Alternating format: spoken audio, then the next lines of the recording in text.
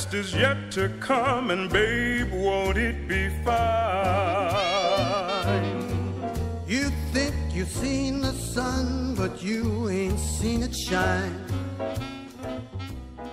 Hello everyone, welcome once again to Ask the Treksperts. I'm Captain Logan. And I'm Sarah. And today Sarah and I are going to start a little series here on Ask the Treksperts. You know, one of these series inside of a series. We're going to talk about specific characters. We haven't really done this.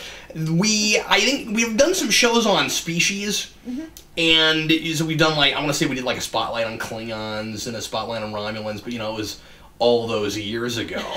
So it's hard to remember exactly what we've done without just, you know, looking it up. But anyway, we've never done really just here's a character that we want to chat about today. And I thought it would be fun if we went back and forth and for at least a few episodes, I don't know how long we're going to do this, probably at least until we get like some really, really interesting questions that we've never tackled before, because you can always still ask questions on Ask the Treksperts, and also feel free to put down particular characters that you might want us to talk about, and we might choose between those if somebody's super excited about something.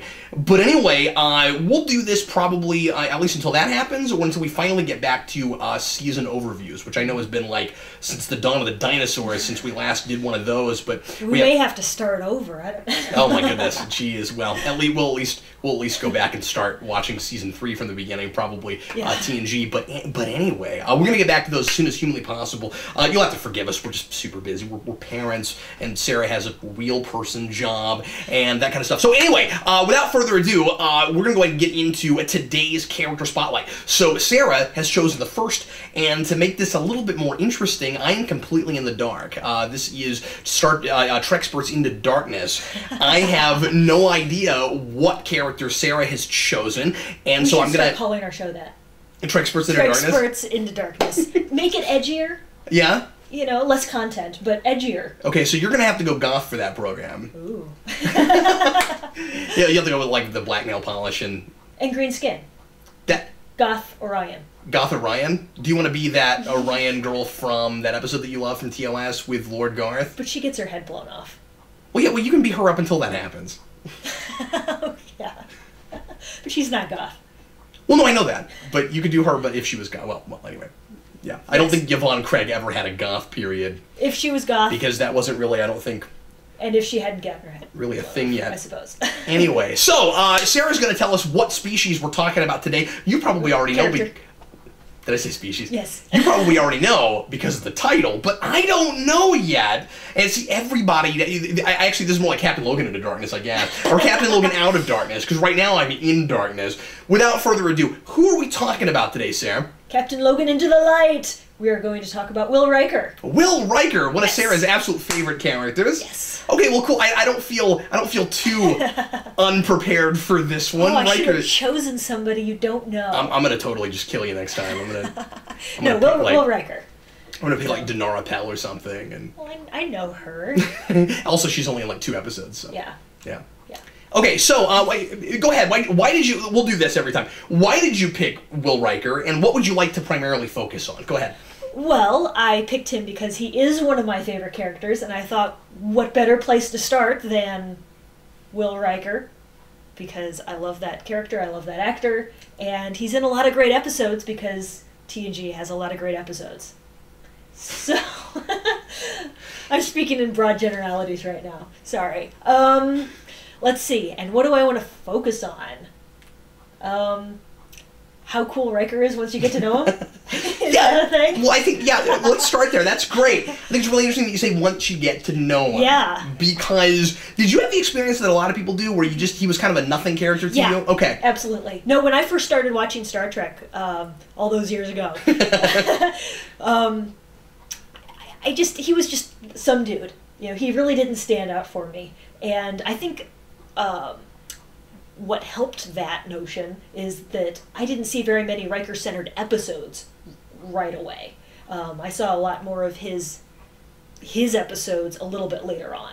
So most of the episodes I saw up front were Worf-centered or Picard-centered or Data-centered, just not Riker. So I didn't really get the best of Riker. So he just didn't stand out for me. So I watched a whole bunch of TNG without really knowing who this guy was or not really caring too much about him. And then there were a few episodes that I guess I saw.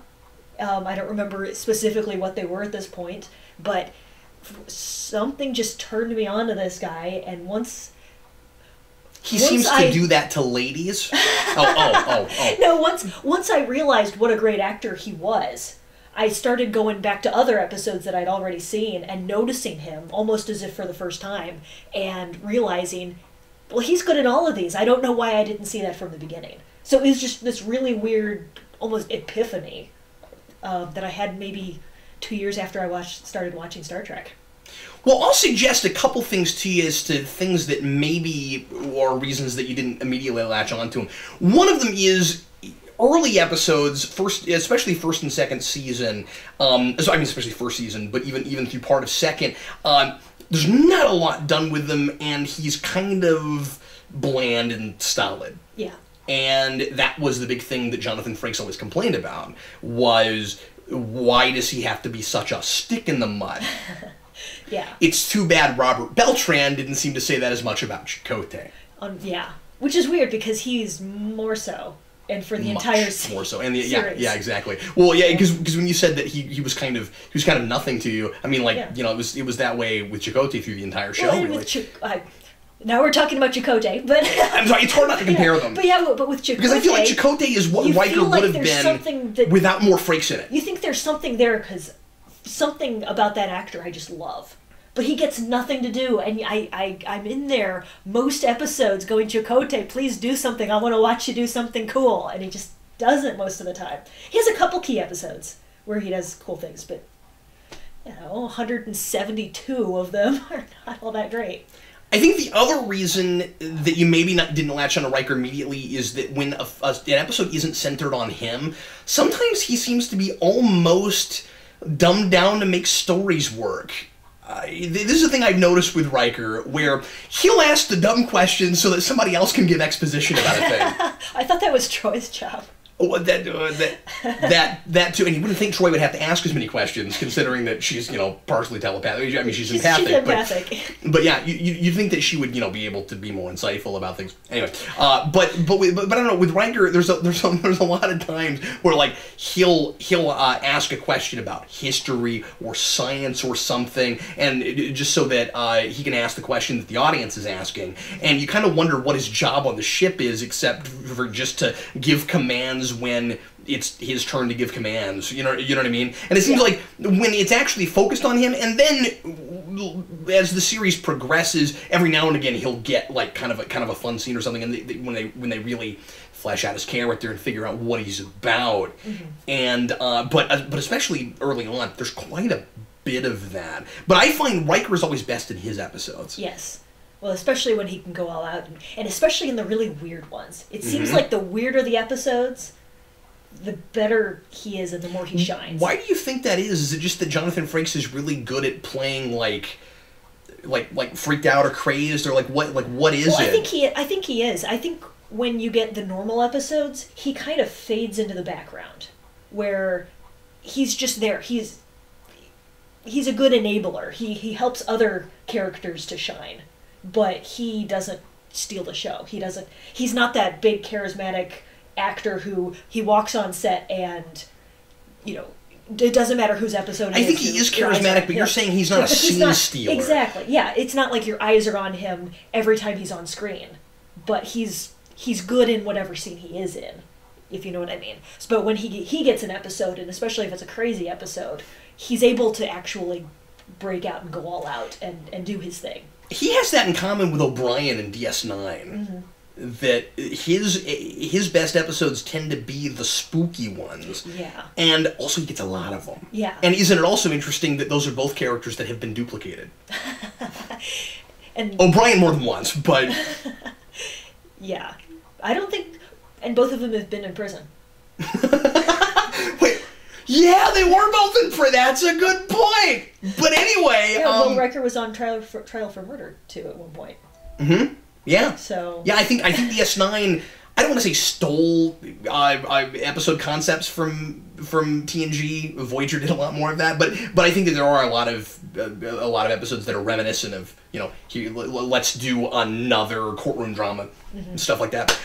So What is it besides just he gets some of the... Because I know you're a huge fan of Frame of Mind. Yes. But what about, besides just... He's the character that you like to like really torture when you pick a character about torture. Besides Picard with chain of command, what is it about Riker that that you find fun and compelling?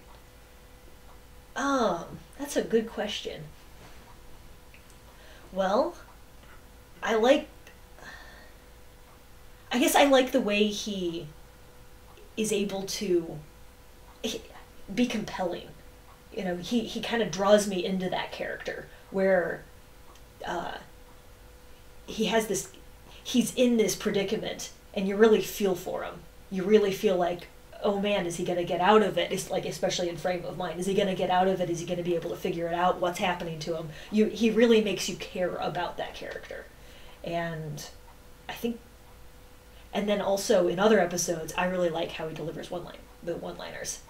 So, for me, outside of the weird stuff, what I like about Riker is that he's Jonathan Frakes. Well, yeah. like that character started to work when somebody finally said, yeah, okay, it's fine for your character to have personality and a sense of humor. And because of the now infamous early Roddenberry rule of these characters aren't allowed to have any conflict with each other, Riker, just like some of the other characters, kind of didn't really feel real. And you can have some personality and be and seem like a real person without constantly yelling at people and being combative, right? And so the thing for me with Riker is that he's just so laid back. Yeah. I think it's really cool juxtaposition that he's a good leader, and I think he is a good leader. We get a lot of that in Best of Both Worlds, where we learn why Starfleet keeps offering him command positions. And yet the character himself doesn't actually want to be in the forefront. He doesn't necessarily want his own command. He wants to stay on the Enterprise. It's not that he wants to be in Picard's shadow, but he likes his role. I think it's about the prestige of the ship. I think that's part of it. Because Riker is a really ambitious character up until a point, is the thing. He went to Starfleet wanting to become a starship captain. And he had tunnel vision, and it was, climb to the top as fast as humanly possible. So I resist the notion that he doesn't want it. I think what it is he doesn't know how to leave the flagship, because that seems like the top of the top. But I don't know that I think it would be disingenuous to the character to say, oh, he can't imagine serving on a ship called anything but Enterprise, although he very nearly says that in Best of Both Worlds. Yeah. I think what it's almost more about is he's had all these experiences there. It seems like the action is on the Enterprise. It's almost as if, it's not fourth wall breaking, but it's almost as if within the context of the universe, he's realized that this is the ship that the television show is based on, and that's where the action is. Yeah, and you don't want to leave that. But I always saw him as very ambitious until he got to the Enterprise. And that's what Second Chances is all about. Yeah. Yeah, exactly. Because remember that his transporter twin, Thomas Riker, can't stand what he's made of his life because he didn't keep going. Yeah. Said, I was supposed to make starship captain before I hit some certain age. Yeah. Yeah, and yet he's been first officer for how many years at that point? And he seems seasoned, as he calls himself. As Troy calls him in Best of Both Worlds, and he says, "What a horrible thing to say to a man," and then Thomas Riker very nearly calls him the same thing. Yeah. Well, and you see that he hasn't progressed becoming the captain, but then he also hasn't progressed in his relationship with Troy. So, and relationships in general. He's a guy who he's got that classic conflict with a person in his position, a leadership role of, should I, and this is a thing we talk about constantly with superheroes, can I have much of a personal life and pursue having a family while while that might conflict with my career, and in this case, just like with being a superhero, a somewhat dangerous career, and that's of course like with Picard and the lady in Lessons. Yeah. What is that, Daner? Mm-hmm. So I mean, we obviously explore this with a lot of characters. It's not a thing that we talk about a lot with Riker, but I think it's really interesting that he practically falls in love with a hologram. Mm-hmm. Yeah, but I think also, especially with his relationship with Troi, I think in a way he probably doesn't pursue her because he is the first officer. Yeah. And so, who on the ship could he have a romantic relationship with? Because he's all the way at the top. I mean, I know there are families on board, but that's because they're families, so they're already connected with somebody. So how many people who aren't serving on Starfleet are actually available on the ship? And why would someone have relations with somebody outside the ship because you're going off on all these missions all the time? And that kind of long-distance relationship I wouldn't really see working. Well, and I think part of the reason that they don't date while they're on the Enterprise, let me, as an aside really quick, say that the reason that they finally get back together again is because the movies wanted to do something with those characters, sort of. There's no real reason. But inside the show, I think the main reason, at least the way it's presented, is they got to a point and he left her on that planet and didn't come back for her. And they were supposed to meet, I think is the story, and he kind of chose his career instead. So even though they're on the same ship, that kind of baggage is still following and haunting them. And so and I think their relationship is fascinating. I never cared for Troi that much in the show, but the one thing she really had going for her was Riker. Their relationship is really fascinating. Yeah. I know some people are kind of find even their relationship kind of gag-inducing, but I don't. I think it's interesting. What turned me around on their relationship was reading the book Imzadi. Peter David. Just amazing book. I don't normally go for the relationship stories, but that is one that I would recommend. I mean, and even though it's not canon, it kind of right, but it just it fleshed it out a bit for me, and it just completely gave me a 180 on.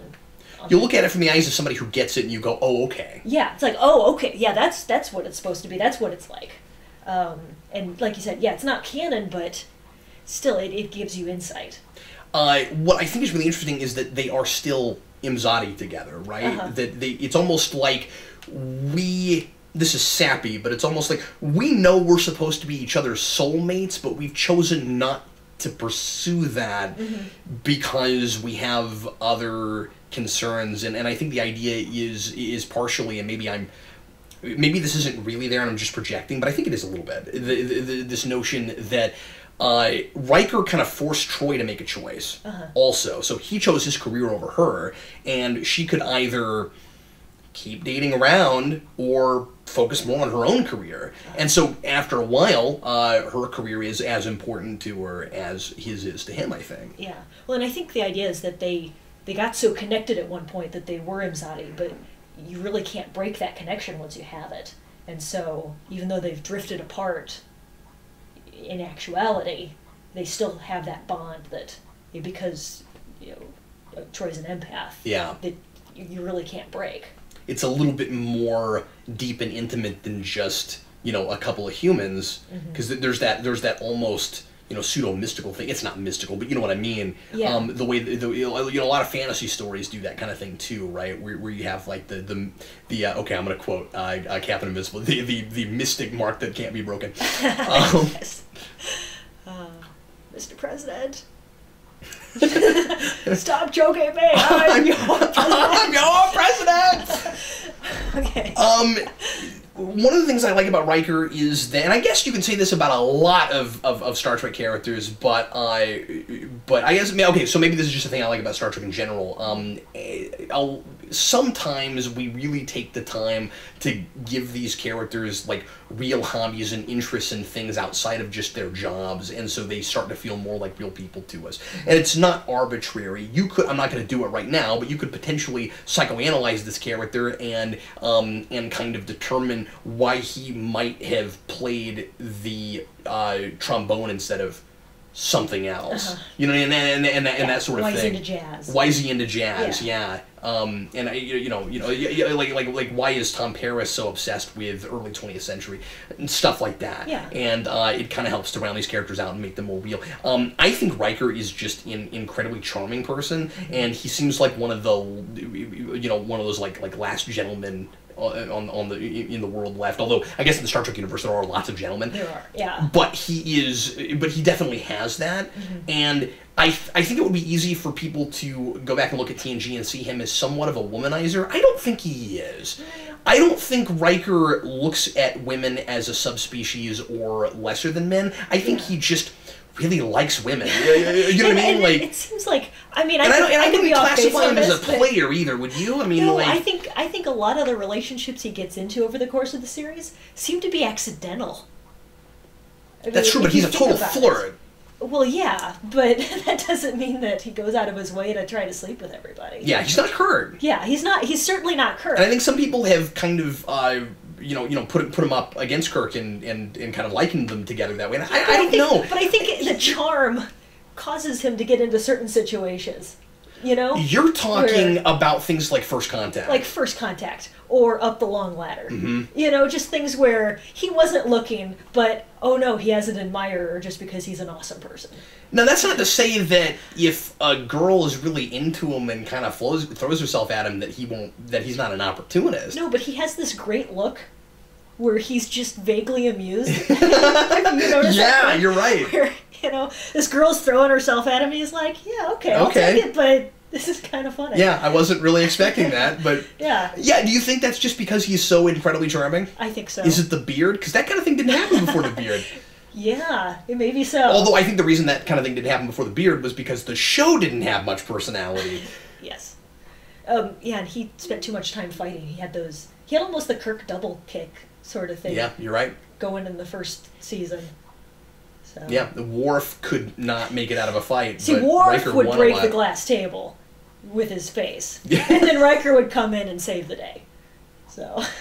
we should do this with all these characters. How do you feel about ultimately where the character winds up when we finally are finished with him, and were there missed opportunities? Would you have liked to have seen things done with Riker that we never saw done? Ooh. More with episodes TNG, in general? With TNG, it's tougher because we had the movies, and yeah. the movies aren't always fair to those characters, and sometimes they don't even play them as the same people. But yeah, let's see. Well, I was always disappointed with the TNG movies anyway, yeah. So I think just getting more Riker in the films would have been nice, as opposed to just, let's throw you a bone and get Riker and Troi married for no good reason. Do you think that that's a progression you would have liked to have seen actually happen in the series? Well, I think it would have been more realistically done and better paced in the series, because we went straight from, well, Troi and Worf are a thing, to, well, Worf's on DS9, and so now I guess Troi and Riker have to hook up again just because we're making more movies. We didn't really allow for those sorts of developments in the show, yeah. Where, we always talk about this with TNG, where it was an episodic show before it was really an archy show. Mm-hmm. And so, we had developments in cultures and politics and stuff, mm-hmm. but we didn't really allow for things like, let's have a new established relationship and then see where that goes. Mm-hmm. So the Troi-Worf thing came out of nowhere in Season 7. It's like, let's suddenly do that for a couple episodes. That was really random. Yeah. And that's a thing that Voyager copied with Chakotay and 709, just out of nowhere. Yeah. So, I'm with you. I don't think that would have happened with Riker unless it was a different show. Yeah. If we were going to do anything else with Riker, here's my 2 cents on that. The first thing is, give him... Do what you did with Sulu in Undiscovered Country and put him on his own ship at the beginning of a film or at the end of a film. And then let him get to be on a ship, or even, dare I say, give him his own movie. Yeah. I don't know. I don't want to speculate too far that way. But I do think that Nemesis might have been cool had he already been the captain of the Titan. Yeah. And, well, I'm sorry, I shouldn't say Nemesis. That would not have fit the film. I'm just saying that it might have been neat if, I'm glad that at the end of the day he finally gets his own command, Uh-huh. even if it is at 50-something years old. Yeah. But I'm glad he finally gets his own command because we were tiptoeing around that forever. Yeah. Alternatively, it might have been neat if Picard had retired, become an admiral or something, and he got gets the See, I would have seen. That would've been better great. with that, I think. You're right, because don't you have to kind of force it for him to go off and get his own ship after Yeah. he doesn't want to leave the Enterprise? That's his home. Or what would have been cool is if, okay, so we have the Enterprise is getting old, well, I mean, we went on to E, Yeah. but once E gets on, maybe Riker's the captain of... The F. Yeah. Yeah. And you just hope that it doesn't stand for failure and get blown up in his first mission or something. F for fantastic. Maybe he's the captain of the... No, wait, that would mean that he would have to be, like, 200 years old. Never mind. I almost said maybe he could be the captain of the Enterprise J and fight the Sphere Builders, but then... Well, see, the problem is he became the captain of the F and let Troi be... We should skip that letter, I think. and let Troi be his first officer, and she kept crashing the ship. Yeah, that's great. So they got to the J real fast.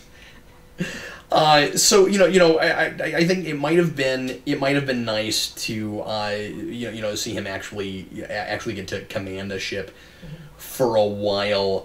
Alternately,